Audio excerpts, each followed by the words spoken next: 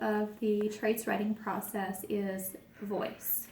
When you think of voice, I want you to think of facial expressions. What does happy look like? What does sad look like? What does angry or frustrated look like? These can also apply to our writing.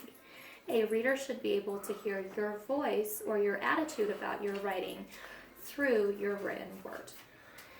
The icon to remember voice is this little smiling face here. This represents facial expressions. This will help you remember this step of the traits writing process. To work on this, I would like you to take note of a few things. Let's bring that in here. We're going to come this way. Okay, so our first one is, I spoke to my mom about the field trip.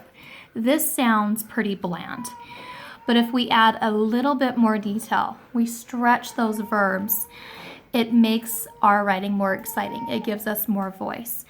So as an example, they gave us, I reminded my mom about the field trip, or I complained to my mom about the field trip.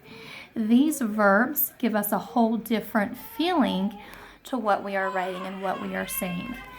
Another example is, Lisa ran by the other team's best player.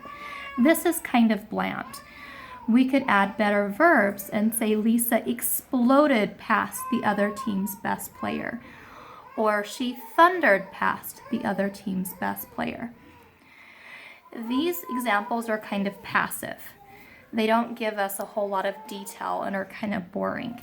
Where if we add these verbs in, it gives us more of a voice in our writing. So your assignment today is to answer this writing prompt. The tornado was very close to my house.